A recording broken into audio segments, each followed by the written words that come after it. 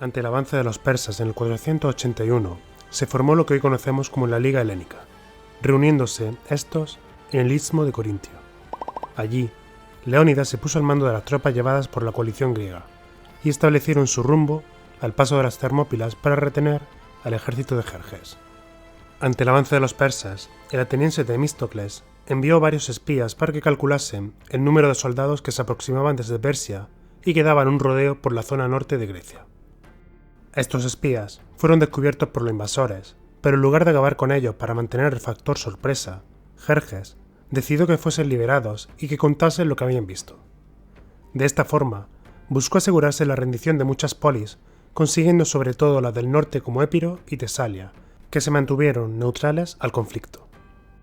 Según se dice, además de los 300 espartanos, a quienes de por sí acompañaban unos 900 periecos e ilotas del Peloponeso, también se presentaron para retener a los persas 1000 soldados de Tegea y Mantinea, 120 de Orcómeno, 1000 del resto de Arcadia, 400 de Corintio, 200 de Fliunte y 80 de Micenas. De Beocia venían 700 tespios y 400 tebanos, además de 1000 focenses. En total, serían 5200 soldados, más esos 900 periecos e ilotas que he mencionado previamente. Algo destacable de estas tropas es que Leónidas se decidió a mantener a los soldados tebanos siempre cerca, debido a que se sabía que estos eran más favorables a Jerjes que a los griegos, por lo que estuvieron al lado de los espartanos hasta el final de la batalla. Según los cálculos de Heródoto, quien parece ser que confundió términos como quiliarquía y miriarquía, donde uno significaba 1000 y otro 10.000, ésta aseguraba que las tropas persas eran 10 veces mayores que lo que realmente eran. Por ello, en sus escritos y en algunas recreaciones cinematográficas, vemos que se dicen que eran más de 1 millón de persas, y el autor clásico aseguraba que eran más de 2 millones. No obstante, en Termópilas, las fuerzas reales de los persas se estima que eran de 210.000 hombres y 75.000 animales, algo que sin duda ya era mucho respecto a los poco más de 5.000 griegos, pero sin duda quita algo de epicidad a las palabras de Heródoto sobre un ejército tan imponente que los ríos se secaban a su paso. Pero sin duda, algo que podéis preguntaros es por qué llevar a un ejército tan pequeño, a sabiendas de que había uno mucho mayor, dirigiéndose hacia el Peloponeso. ¿Acaso le faltaban soldados a todas las poligriegas? ¿Dónde están los tíos? ¿Dónde están los tíos? ¡Me cago en la... La respuesta es que no. Esparta tenía pensado enviar a todas sus tropas a las Termópilas. Sin embargo, estos 300 actuaban como avanzadilla, puesto que se encontraban en la festividad consagrada a Apolo de la Carneia. En el caso del resto de las poligriegas, se encontraban ante una problemática parecida, puesto que la invasión coincide con los Juegos Olímpicos, siendo ambos eventos en agosto. Por lo que los griegos buscaban resistir lo máximo posible en el paso de las Termópilas, y una vez terminadas las festividades, llevar a marchas forzadas a todos sus hombres contra los persas. Pero no esperaban que en ningún momento la batalla de las Termópilas se resolviese tan pronto. Un dato curioso es que la mayoría de los soldados que acompañaban a Leónidas habían sido escogidos de acuerdo con la ley espartana. Esto quiere decir que la mayoría eran ya maduros y debían de contar con descendencia. Así, en caso de morir ninguna familia quedaba extinguida. El propio Leónidas por estas fechas contaba ya con 60 años. Y bueno, abdominales así con esos años seguro que eran difíciles de ver. Cariño, querrás decir músculos. Como es normal, ante la visión de un ejército invasor de unas 270.000 tropas, muchos de los griegos de las Termópilas entraron en pánico. Comenzaron algunas divisiones sobre cómo actuar a continuación. Algunos defendían que debían de replegarse nuevamente hacia el istmo de Corintio y resistir allí con más tropas, plan al que los focenses y locrios se negaron rotundamente, pues significaba abandonar a su suerte a sus polis. Mismo destino sufriría entonces Delfos, Atenas o Megara. Por suerte para las mismas, como Leónidas era quien estaba al mando de las tropas, fue él quien decidió mantener la posición y enviar emisarios a las ciudades más cercanas para que enviasen soldados en su ayuda, pues sabía con total seguridad que por muy espartanos que fuesen, estaban en inferioridad. Mientras se producían estas discusiones, Jerjes mandó un espía para ver qué hacían los griegos y asegurarse que la magnitud de su ejército les había aflojado los esfínteres. Sin embargo, este vio que los soldados estaban por fuera del muro construido por los focenses, haciendo ejercicios atléticos se rasuraban el cuerpo o se peinaban las melenas. Jerjes no entendía muy bien lo que ocurría, por lo que llamó a Demarato para que se lo explicase.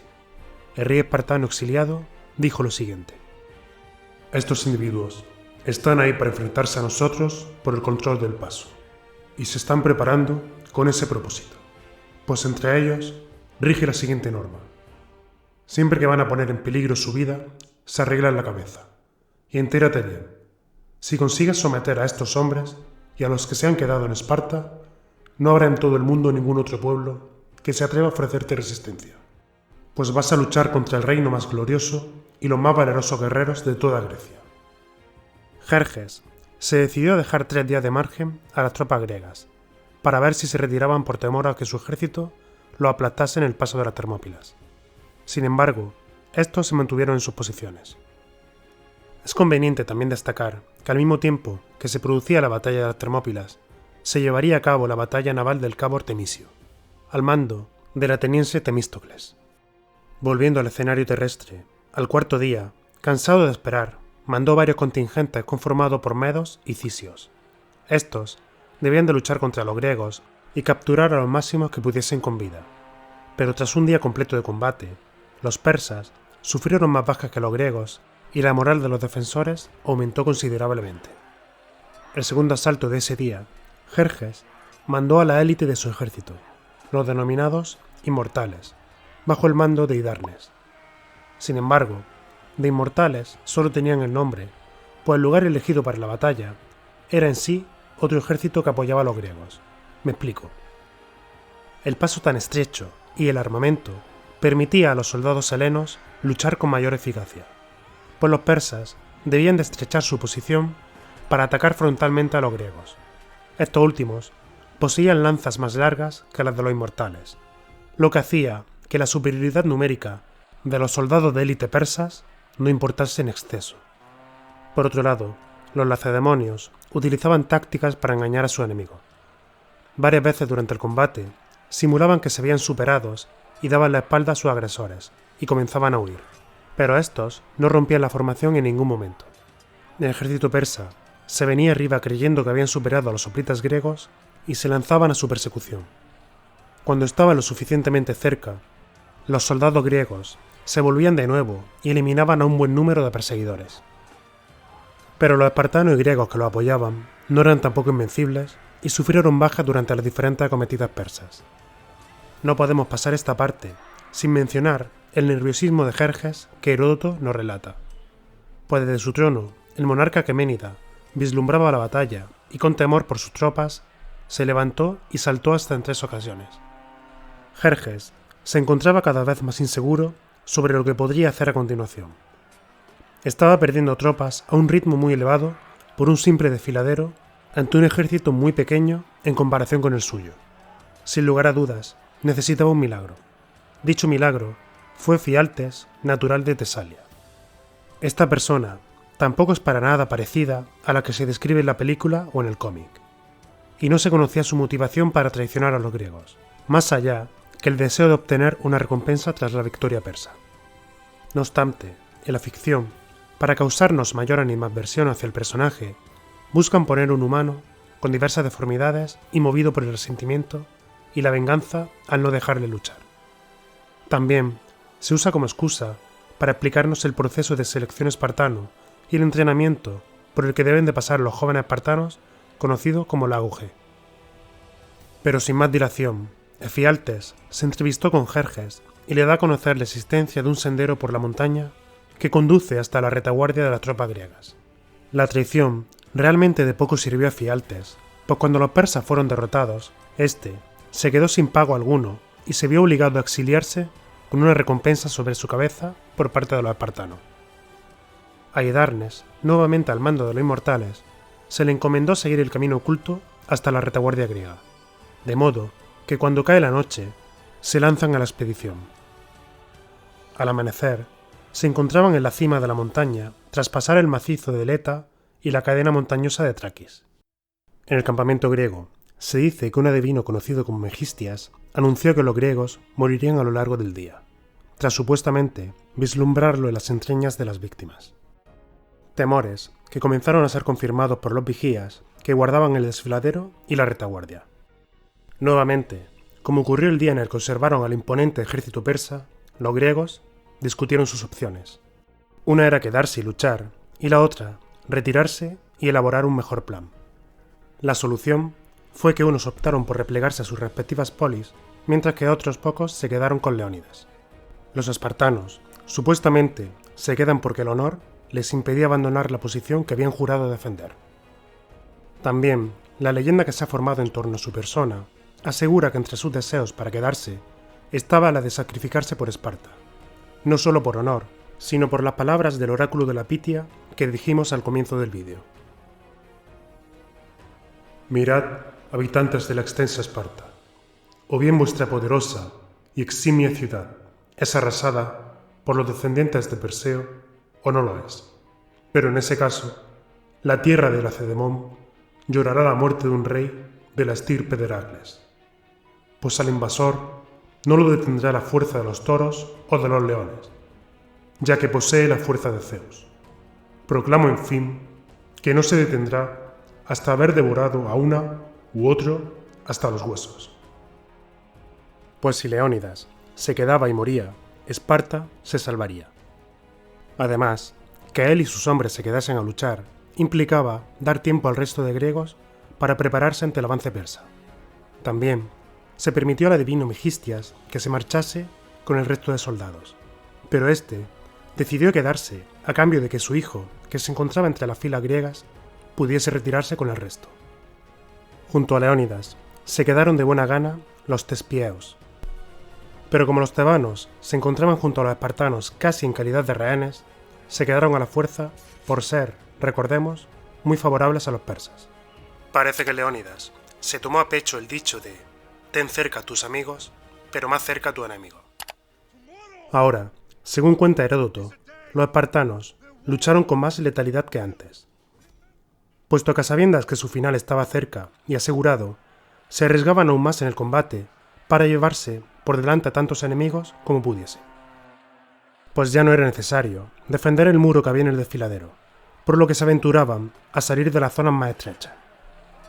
Los persas, que eran obligados a avanzar por sus oficiales, caían en combate e incluso muchos de ellos eran arrojados por el acantilado. Los griegos que se quedaron a las Termópilas luchaban ahora hasta su último aliento, sin vistas de mantenerse para luchar otro día. Heródoto cuenta que incluso con las lanzas rotas cambiaron al combate con espada, siendo más cercano y peligroso. Cuando Leónidas cayó en combate, lejos de que esto rompiese la moral griega, provocó aún más violencia cuando los persas luchaban contra los espartanos por hacerse con el cuerpo sin vida del rey. Parece que en 4 ocasiones distintas, los persas capturaron el cadáver y en 4 momentos los lacedemonios lo recuperaron, provocando más bajas a los persas y haciéndolos retroceder. Entre los persas también cayeron algunos hombres importantes, como lo eran Abrocomas e Hiperantes, ambos hermanos de Jerjes. Tras esto, apareció Fialtes, acompañado de otros persas que venían frescos para combatir. Se presentó en el desfiladero, y los griegos que quedaban vivos para entonces intentaron resistir el máximo tiempo posible, replegándose hacia la zona más estrecha y obligar a los persas a acercarse a ellos. En cuanto llegaron hasta el muro, subieron poco a poco a la colina. Sin embargo, los tebanos parece que mostraron su verdadera cara. Una vez muerto el rey espartano y viendo su fin cerca, en lugar de mantener la posición con los demás griegos, fueron hacia los persas con las manos en alto, indicando su rendición. Pero los persas los marcaron con los estigmas reales de fuego, incluido a su general. Al resto de griegos que quedaban vivos, les cayó encima una lluvia de flechas que acabaron con su vida.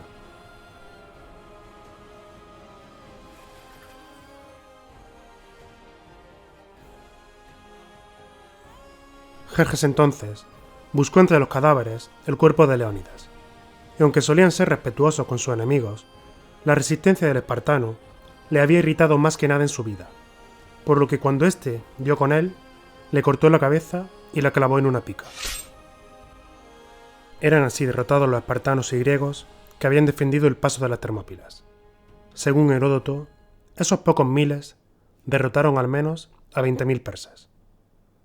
Las Termópilas habían caído y el destino de Grecia pendía de un hilo. Temístocles, que se encontraba luchando en el cabo Artemisium con una desventaja de 1 contra 10, hacía frente a los persas. Pero la noticia de la derrota en tierra fue un duro golpe para la moral griega, provocando que los griegos, tanto soldados como ciudadanos, entrasen en pánico. Los atenienses, temiendo solo